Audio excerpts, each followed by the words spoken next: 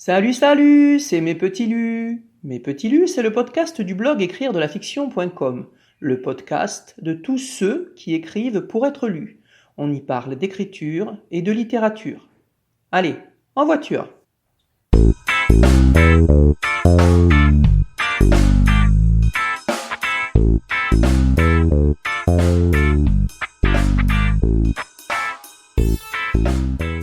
Salut, je vais vous parler aujourd'hui d'un livre intitulé Devenir écrivain et sous-titré L'expérience d'Aleph Écriture à votre disposition. Ce livre est le premier dans lequel je me suis plongé lorsque j'ai fini par me dire que dans le fond, la seule chose dans la vie qui me faisait kiffer, c'était d'écrire et de lire. Et donc j'ai décidé de sauter le pas, de mettre en forme le projet d'écriture qui me trotte dans la tête depuis des années, les projets d'écriture, parce qu'il y en a plusieurs. Et donc j'ai décidé de devenir écrivain. Donc tout naturellement, je me suis tourné vers l'expérience de ceux qui avaient déjà passé le cap. Donc Devenir écrivain, c'est un livre paru aux éditions Le Duc Pratique et qui est d'un monsieur qui s'appelle Alain André. Donc c'est un livre qui est réédité depuis de nombreuses années. Pourquoi ? Parce que c'est une référence dans la matière. Donc tant qu'à faire, autant se tourner vers les meilleurs. Voilà. Sur la dernière édition, sortie l'année dernière, il a été complété par un dossier de quelqu'un qui s'appelle Nathalie Aigron, qui rédige des articles pour l'Inventoire, qui est la revue littéraire d'Aleph Écriture. Elle a rajouté un dossier s'auto-éditer et faire sa promotion, puisque les nouvelles pratiques de l'édition traditionnelle, l'autopublication, les plateformes numériques, les concours d'écriture, tout ça c'est en train de changer et de révolutionner un petit peu le milieu de l'édition, donc il fallait intégrer ça dans ce magnifique bouquin. Voilà, donc je vais faire ça en plusieurs parties parce que c'est quand même assez long et assez dense et assez complet. Donc aujourd'hui, je vous propose de vous chroniquer la première partie. Voilà, puis je vous ai écrit tout ça pour être sûr que je ne dirai pas de bêtises et pour pouvoir avoir le temps de me relire. Donc si vous êtes prêts, on va y aller. Voilà, Devenir écrivain, l'expérience d'Aleph Écriture à votre disposition. Alors les auteurs d'abord. Alain André est connu comme créateur d'Aleph Écriture, dont il est le directeur pédagogique, et Aleph Écriture, c'est le centre de formation de référence dans le domaine de l'écriture. Voilà. Alain André collabore également à la revue numérique L'Inventoire, il est membre de l'Association européenne des programmes d'écriture créative, et il est aussi l'auteur de romans, de nouvelles et d'essais. Nathalie Aigron, qui se joint à lui pour l'édition 2019, est journaliste, consultante et formatrice en communication digitale. Elle rédige des articles pour l'Inventoire. L'Inventoire qui est donc la revue numérique associée à Aleph Écriture. Voilà. Alors, j'ai eu l'occasion d'avoir entre les mains une édition plus ancienne de cet ouvrage qui ne comportait pas la partie édition et auto-édition. Je peux donc écrire avec certitude que c'est sur cette dernière partie que Nathalie Aigron est intervenue. Le reste appartient à Alain André. Cependant, pour plus de commodité, je vais souvent dire l'auteur et vous devez comprendre qu'il s'agit d'un des deux que je viens de citer, Alain André ou Nathalie Aigron. Pour évoquer les auteurs cités par l'auteur, j'ai résolu de dire l'écrivain ou les écrivains, puisque ce livre s'intitule Devenir écrivain. Ceci dit, ne traînons pas, nous avons 474 pages à décortiquer. On va le faire en plusieurs fois, donc on attaque la première partie. Pourquoi j'ai décidé de chroniquer ce livre ? Alors, Devenir écrivain est donc un pavé de 474 pages, dont la première édition est sortie en 2007 et qui n'a jamais manqué d'être réédité depuis. Ça fait donc 13 ans maintenant. N'ayons pas peur des mots, ce serait le comble. C'est une bible pour tout aspirant écrivain. La dernière mouture est datée de 2018, sa couverture rajeunie promet « Oser écrire, trouver sa voie, aller au bout de ses chantiers, publier ». Elle intègre enfin un dossier sur l'auto-édition. Voilà, je vous avais dit dernière mouture 2019, non, c'est en fait dernière mouture 2018. C'est pas très loin quand même. Hein. J'ai lu de nombreux manuels d'écriture qui se recoupent tous plus ou moins en quelques conseils de bon sens, toujours les mêmes. Est-il besoin de vous les rappeler ? Organiser son temps pour écrire tous les jours, s'y tenir, faire un plan avant de commencer, ne pas s'arrêter avant la fin du premier jet. Vous les connaissez tous, sans exception, si vous êtes intéressé de près ou de loin par l'écriture. Même à coup de jolies infographies et de nombreuses illustrations, on a vite fait le tour. Et puis, tout le monde ne s'y conforme pas, car quand on regarde de très près les méthodes d'écriture qui sont utilisées par les grands écrivains, les écrivains reconnus, publiés, les écrivains professionnels, on s'aperçoit qu'en fait, ils ne font pas du tout comme ça et que chacun doit trouver la voie qui lui est propre. Voilà.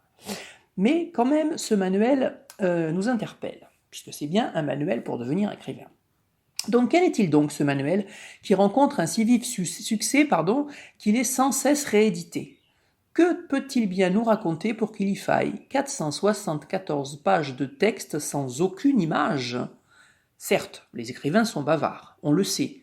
Qu'on s'en réjouisse ou qu'on le déplore, c'est un fait avéré. Mais ce manuel m'intrigue. Un bon début pour l'auteur de fiction que je suis, que je vais devenir, que je suis en train de devenir. Je vais donc y voir de plus près. La confrontation avec le texte. Diable, ce livre est si riche et si complet que, passé le premier moment d'enthousiasme à l'idée de vous en communiquer la substantifique moelle, il me vient un doute quant à ma capacité à en rendre toute la saveur. Qu'à cela ne tienne, je relève le gant, je décide de m'y coller. D'une part, en faire l'analyse me permet d'intégrer en profondeur les principes et les non-principes de l'écriture tels que définis par l'auteur. D'autre part, il aurait été dommage de vous priver d'un tel outil, vous qui écrivez, qui voulez écrire, qui rêvez d'écrire. Quelques règles ne font jamais de mal. Pour y parvenir, je me suis toutefois fixé quelques règles. Afin de ne pas dénaturer la pensée, riche, foisonnante même d'Alain André, citez ses propres mots chaque fois que cela sera possible. Les citations seront entre guillemets sonores et en italique, mais ça vous ne le saurez que si jamais vous êtes amené à lire mon article, afin de faciliter votre compréhension. Respecter à la lettre le plan de l'ouvrage et le traiter partie par partie, c'est la seconde règle que je me suis fixée, ce qui paraît tout à fait logique, ce qui m'a paru tout à fait logique. À l'intérieur de ces deux contraintes, donc ne pas dénaturer la pensée et faire des citations et respecter le plan de l'ouvrage, à l'intérieur de ces deux contraintes, rendre compte de l'essentiel en laissant de côté de nombreuses digressions, exemples, redites, qui, si elles ont tout leur intérêt dans le cadre d'une lecture exhaustive, ne permettent pas un résumé pertinent et efficace. Et je ne vais pas vous lire tout le livre in extenso. D'ailleurs, je pense que je n'en ai pas le droit, puisqu'il doit y avoir des droits justement sur cet ouvrage. Voilà. J'ai donc choisi de dégager les idées forces et d'abandonner sur le bas-côté de nombreux détails. Je prie l'auteur, les auteurs, de bien vouloir m'en excuser. J'ai opté aussi pour m'autoriser quelques didascalies et considérations personnelles, vous les reconnaîtrez sans peine, je les place entre parenthèses sonores. Entrons dans le cœur du sujet. La structure et l'introduction. Devenir écrivain s'articule en deux grandes parties fractionnées en 6 chapitres. Première grande partie, entrée en écriture. Deuxième grande partie, apprendre le métier. Auquel s'ajoute, dans les dernières rééditions, un dossier s'auto-éditer, faire sa promotion, issu donc de la plume de Nathalie Aigron. Viennent ensuite une conclusion, la bibliographie indispensable à tout manuel sérieux, la liste des ouvrages d'Alain André, un index thématique pour s'y retrouver lorsqu'on est à la recherche d'une information précise, et un index des propositions d'écriture. Oui, les propositions d'écriture. Car la grande force du livre réside dans ces propositions d'écriture. Chaque sous-chapitre est accompagné de sa propre proposition, puisée dans la grande expérience de l'auteur en matière d'animation d'ateliers d'écriture. Entre parenthèses, didascalie, la théorie, c'est bien, mais la pratique, il n'y a que ça de vrai. Regardons-y de plus près et prenons la lecture dans l'ordre. Il sera toujours temps de rechercher un thème ou un autre un peu plus tard.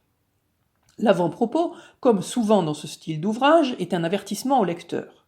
Il s'agit de s'assurer que celui-ci sait où il met les pieds, qu'il ne se soit pas trompé de lecture.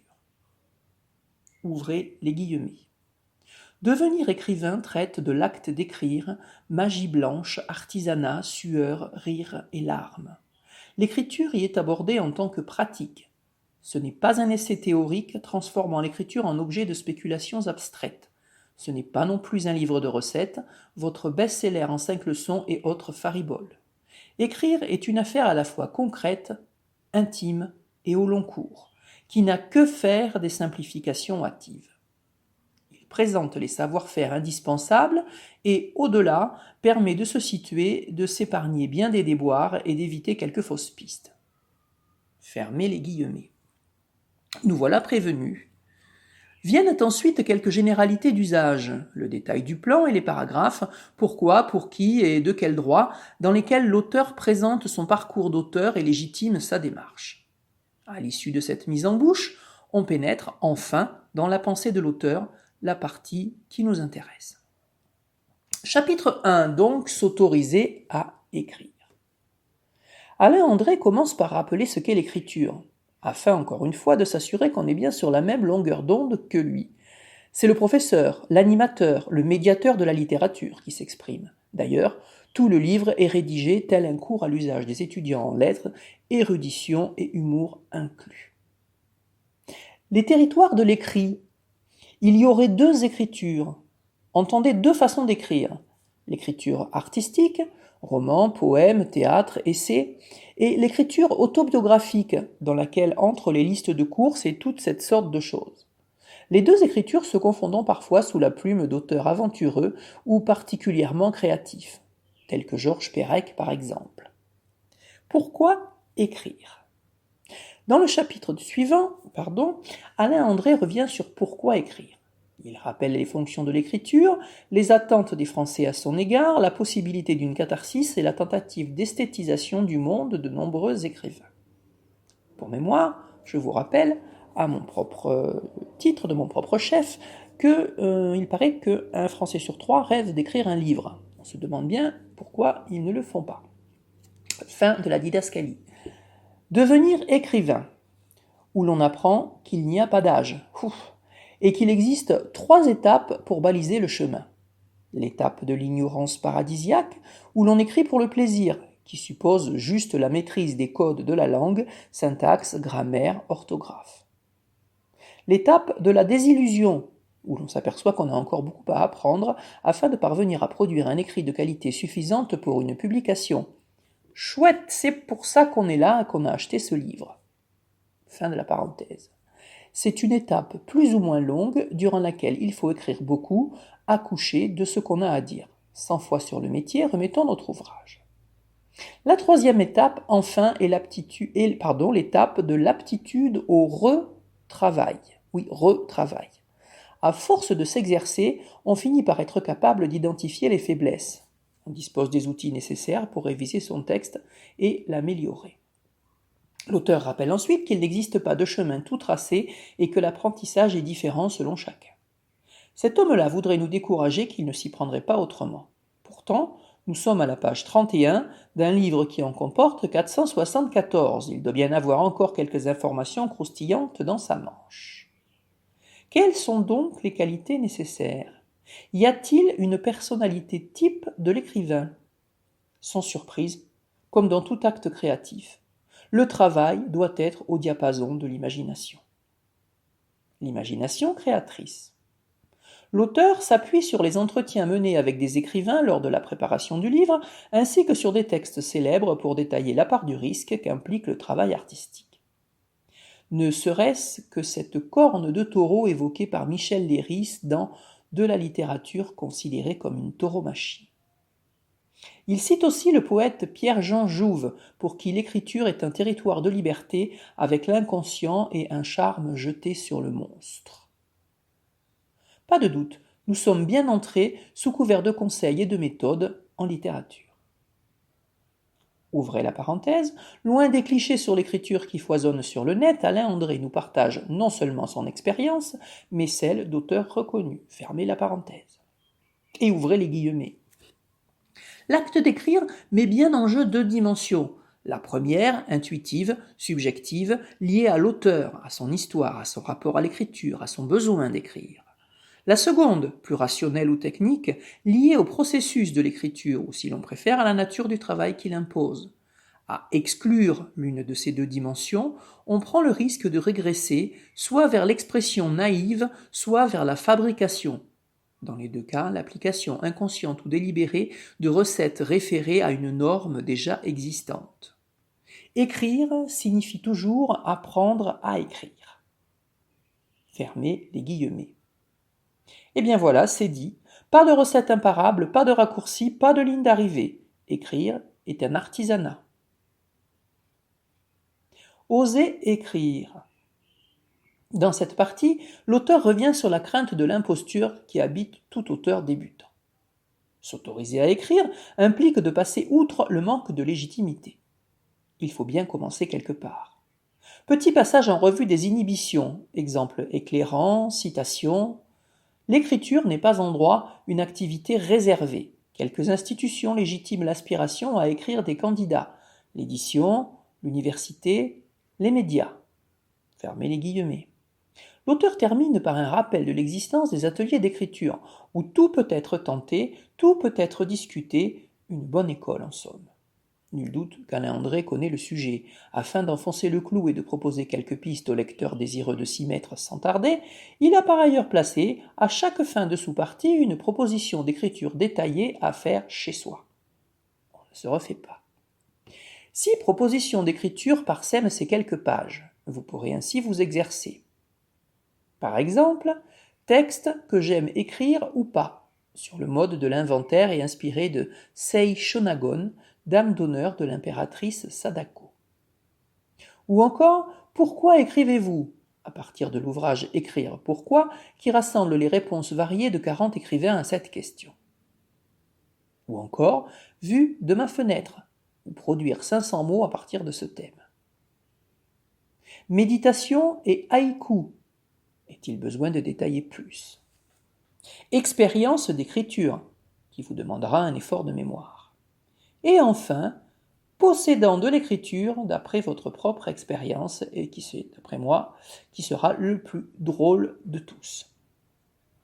Parvenus à ce stade de notre lecture, faisons une pause et buvons un café. Nous sommes page 56. Si la suite est aussi dense, elle mérite qu'on prenne quelques forces. Chapitre 2. La part de l'autre. Écrire à plusieurs mains. Ici, Alain Hubert évoque la pratique collective de l'écriture. Entre parenthèses, j'ai moi-même évoqué cette pratique collective dans un article invité sur le site de Jérôme Vialetton, magnifique site qui s'appelle Écrire et être lu et que je vous recommande chaudement. Fin de la parenthèse. Et ouverture des guillemets. Il existe toute une tradition méconnue de l'écriture à plusieurs mains.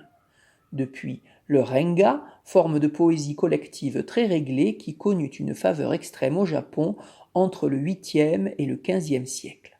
Fermez les guillemets. Jusqu'au 20e siècle, les pratiques des surréalistes, papier plié des cadavres exquis, écriture automatique. L'Oulipo, entendez par là ouvroir de littérature potentielle, d'André Breton et Paul Éluard, est évoqué. De la littérature comme un territoire d'expérimentation. On expérimente les contraintes langagières, ludiques ou mathématiques susceptibles de générer des textes. On explore les traditions. Alain André revient ensuite sur ses propres expériences d'écriture collective au début de sa carrière lorsqu'il a commencé à développer des ateliers d'écriture, ce qui allait devenir Aleph Écriture en 1985. 1985, ça fait 35 ans que ce bougla anime des ateliers d'écriture et rencontre des écrivains et écrit. Suivre des ateliers d'écriture. Le premier rapport de l'atelier d'écriture, c'est la présence d'autres qui prennent connaissance de vos écrits par la lecture à voix haute que vous en faites pour tout le groupe. En quelque sorte, ce que je suis en train de faire. Vient ensuite un commentaire bienveillant permettant une réécriture plus affûtée. Alors, si vous voulez mettre un commentaire bienveillant en dessous de ce podcast, évidemment, je ne vais pas vous dire le contraire. Ce dispositif implique une émulation salutaire. Le dispositif de l'atelier d'écriture, pas le dispositif de mon blog. Oui, enfin bon, allez, j'arrête. Il existe de nombreux ateliers d'écriture. Il y en a sûrement un pas trop loin de chez vous. regroupés dans quelques grands courants, formalistes, pédagogiques ou ludiques. À vous de trouver le vôtre. Renseignez-vous auparavant et vérifiez la qualité de l'intervenant. Il y a des animateurs improvisés qui ne maîtrisent pas la conduite d'un atelier et peuvent produire l'effet inverse de celui recherché, à savoir vous dégoûter de l'écriture. Les ateliers d'écriture, pourquoi? Les bons ateliers, ouvrez les guillemets, sont en mesure de proposer les activités qui facilitent le franchissement des seuils successifs conduisant à la pratique d'un écrivain. Formation de base, apprentissage technique, création accompagnée, puis libre. Les mêmes ateliers existent également à distance. Ils bénéficient alors des qualités du net, vitesse, fréquence des interactions, proximité, permettant d'envoyer et de retravailler des versions successives d'un même texte dans d'excellentes conditions. Si vous écoutez ceci, vous êtes équipé à minima d'un smartphone. Même en admettant que vous habitiez au fin fond d'une campagne et que le plus proche atelier se tienne à 50 km de votre domicile, vous n'avez plus aucune excuse pour ne pas vous y mettre. Il ne vous reste plus qu'à courir visiter le site internet d'Aleph Écriture pour trouver des pairs dont les yeux et les oreilles seront les garants de la qualité de votre production littéraire. Des pairs P-A-I-R-S, évidemment. Lire. À qui veut écrire, la lecture est indispensable. Il existe de nombreux auteurs qui ont pris la peine d'écrire, souvent avec sincérité, sur leur travail. Lisez-les, parce qu'écrire, c'est aussi recevoir, imiter, transmettre. Lisez sans craindre les influences. Ouvrez les guillemets. Il faut traverser les influences. Être humble, se former le goût, cela ne passe pas seulement par la lecture. Écoutez la musique et regardez la peinture, conseillait aussi Hemingway.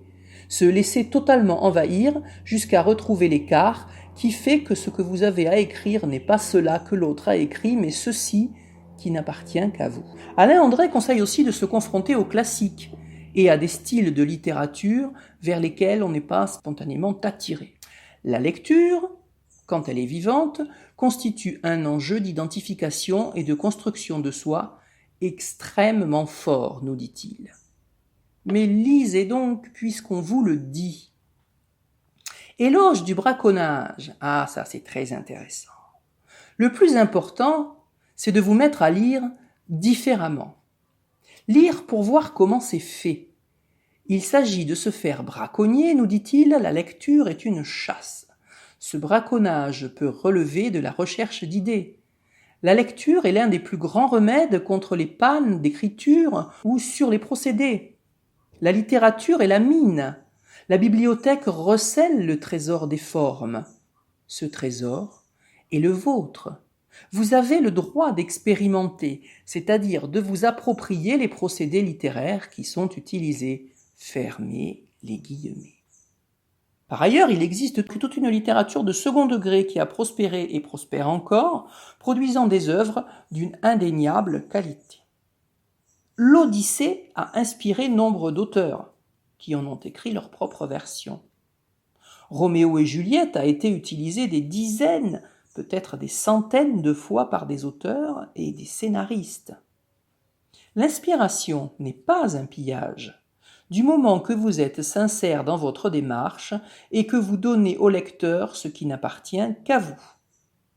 À ce sujet, je vous invite à lire mon article « Les lieux du récit, 7 études de cas » que vous trouverez sur mon blog écrire-de-la-fiction.com, écrire-de-la-fiction.com.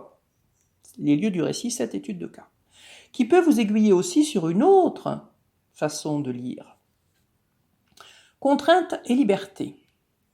Ici, Alain André développe l'idée que les contraintes, de forme, de longueur, sont nécessaires à l'écrivain.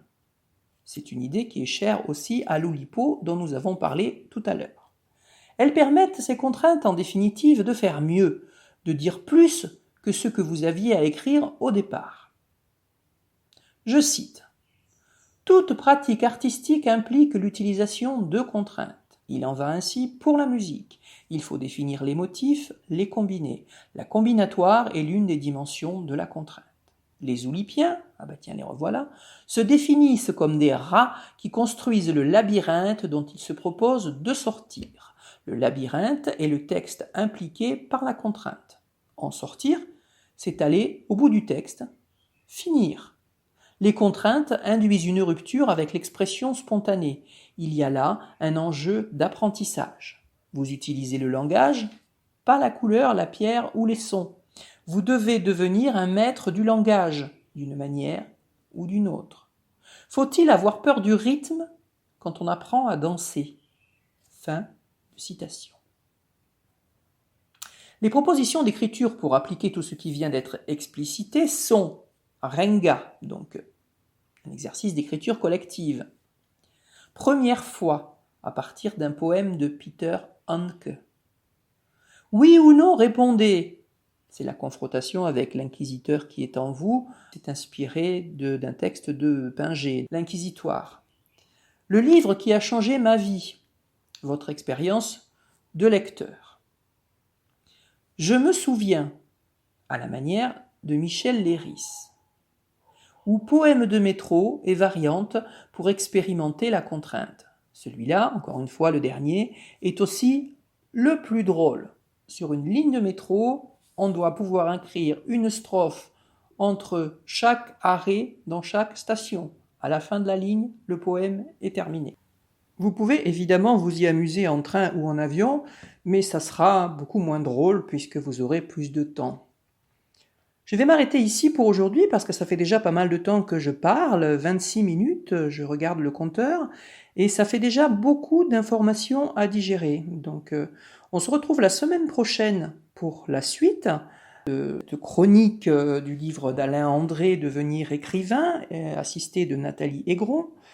Et dans l'intervalle, je vous propose d'aller lire en ligne l'article associé à ce podcast dans lequel vous trouverez toutes les références, tout ce que j'ai cité, tous les auteurs et tous les ouvrages sont référencés dans une petite bibliographie en ligne dans mon article correspondant à ce podcast. Voilà, donc sur mon blog écrire-de-la-fiction.com, écrire-de-la-fiction.com. Merci, à la semaine prochaine.